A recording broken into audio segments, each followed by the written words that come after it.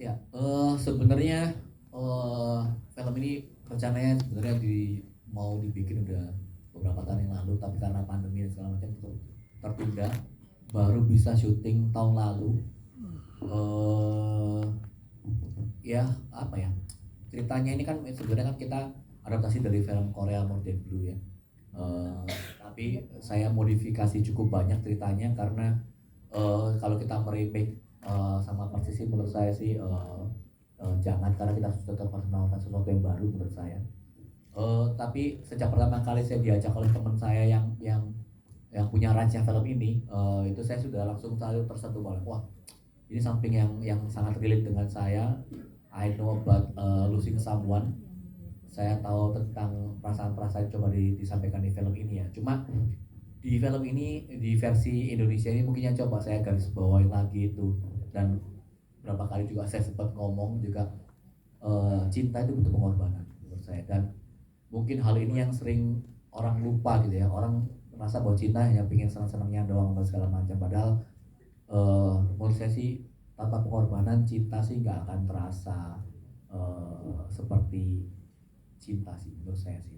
Semua cinta menurut saya butuh butuh pengorbanan sih. Jadi mungkin itu yang coba saya bawa ke Gen Z, tapi siapa aja juga bisa menonton film ini, bahwa mengingatkan lagi bahwa meskipun cinta itu indah, bikin senang dan segala macam, tapi kita jangan lupa esensinya bahwa to love someone you have to sacrifice.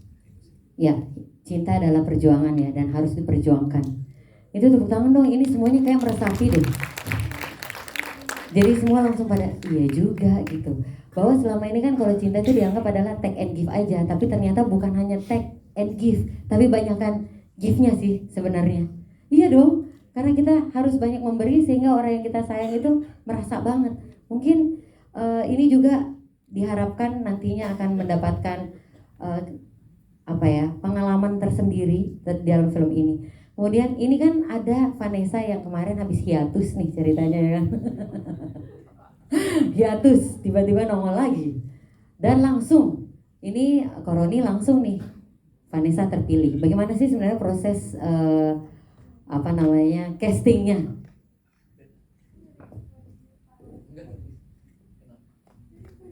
Ini kenapa sih dorong-dorongan gitu? Ya, jadi waktu saya mau bikin film ini tahun 2020,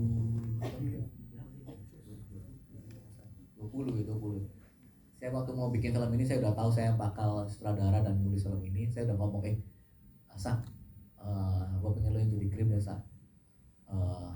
Tapi waktu itu Sasa masih kelihatannya ragu-ragu gini gitu apa. Tapi saya coba meyakinkan dia bahwa di bayangan saya waktu saya nulis pun saya udah kebayang dia sih.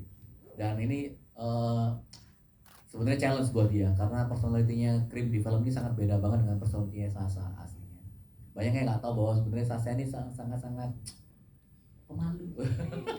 Tapi di film ini dia harus jadi cewek yang kuat, pemimpin, agresif, sedikit manipulatif, ceplas-ceplos. Tapi menurut saya justru itu yang menarik sih, bahwa dimana saya tuh selalu suka mengasih tantangan ke para pemain saya.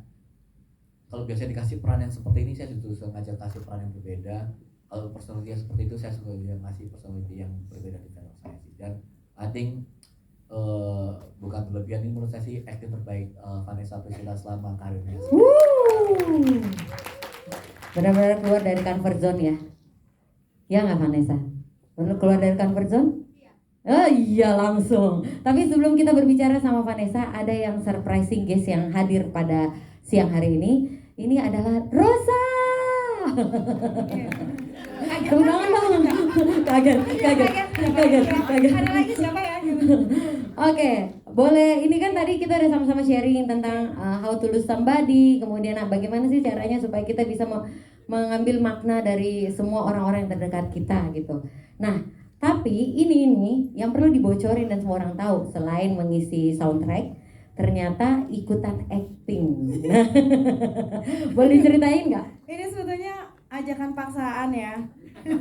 Dari Kang Rani. Aku udah bilang aku nggak bisa acting, nggak bisa gitu. Tapi ini berperannya sebagai Rosa kok. Jadi gimana? Gitu. Jadi aku di sini mau memerankan diri sebagai Rosa, penyanyi yang waktu itu lagi sedikit frustasi karena tidak mendapat lagu yang bagus. Dikasih lagunya tuh kayak aneh-aneh banget, harus nonton ya filmnya. Kayak aku kayak apa berhenti aja jadi penyanyi gitu ya di film itu kayak gitu. Di film itu kok. Karena lagunya ajaib banget. Jadi itu tapi bayangan sehari-hari buat kalian teman-teman mungkin kalau kalian mikir wah lagu Teo aja bagus banget, oh jangan sedih, itu penuh proses. Jadi banyak juga lagu-lagu aku yang seperti di film ini gitu, kayak yang adalah contohnya nanti, bukan lagu yang ini ya, ada lagu yang dicontohin gitu, aduh absurd banget lagunya gitu, kayak udah jangan nyanyi deh gitu. Jadi aku ngambek di film itu, ceritanya ngambek. Ya udah terus udah gitu nyari lagu tiba-tiba ini juga kehidupan sehari-hari sering juga terjadi ya, tiba-tiba seseorang mendengarkan satu lagu demo, so dengerin kayak ini lucu nih gitu, demonya cuma genjreng-genjreng gitar aja, dan di saat itu tuh ngerasa ini bagus nih lagunya, aku udah kebayang langsung, biasanya gitu aku dengerin lagu, aku kebayang oh musiknya nanti aku akan bikin begini nih, oh ini akan pakai orkestra kah, akan ini ya begini itu segala macam. Jadi di film itu aku memerankan diri sendiri dengan kebiasaan aku ketika aku lagi mencari lagu, dan akhirnya terlibatlah aku dengan perkenalan sepasang cowok cewek ini gitu, Kay and Cream. Akhirnya aku jadi tahu kenapa lagu ini tuh dibikin, apa sih cerita di balik itu gitu. Dan akhirnya lagunya kalian dengar tadi, ya lagunya emang sesedih itu sih, tapi lebih sedih filmnya demi Allah sih. Pengen lihat sih sebenarnya, walaupun dia cameo menjadi dirinya sendiri ya. Mau cerita dikit dong Ya, silakan. tentang Rosa. Jadi waktu pertama kali ide bikin film ini memang kan kita butuh peran penyanyi gitu ya. Dari awal saya pengen harus penyanyi beneran gitu. Dan sejak awal saya pengen Ocha sih yang main. Tapi ya maju mundur, mau nggak ya kira-kira apa segala macam. Tapi yang bikin saya yakin dan saya percaya bahwa gak ada yang kebetulan di dunia ini. Waktu saya nonton dokumenterinya Ocha yang waktu tayang di bioskop itu, saya langsung merasa bahwa gak ada lagi penyanyi di Indonesia yang bisa memerankan peran ini selain Ocha sih. Waktu itu padahal belum kenal, tapi saya rasa ada chemistry ya. I knew her from that documentary.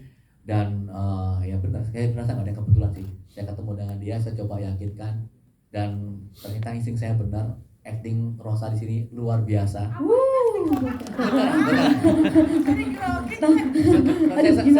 Saya sampai bilang setelah ini pasti banyak tawaran untuk acting untuk Ocha, karena bagus banget. Asa yang berakting bareng sama Ocha langsung berkaca-kaca terus dia setiap kali nangis. Sebagus itu. Jadi thank you Ocha udah bergabung. Sama aku makasih. Aku nggak tahu apakah ini akan jadi satu kali dalam hidup aku. Jangan dong. Paling aku berterima kasih karena dan bersyukur karena aku mengambil kesempatan gitu untuk mencoba, setidaknya aku mencoba gitu untuk lucu ya, kalau orang malu-malu gitu lucu ya. Gimana? Tapi yang pasti sih paling bagusan nyanyi lah. Nanti kita akan nilai sendiri. Kalau sudah produser dan sutradara bilang oke, insya Allah mata dunia juga semoga bilang kalian oke. juga yes ya. Iya dong, yes dong. Oke, ini karena Teo Ocha ini adalah tamu istimewa kita yang tiba-tiba hadir.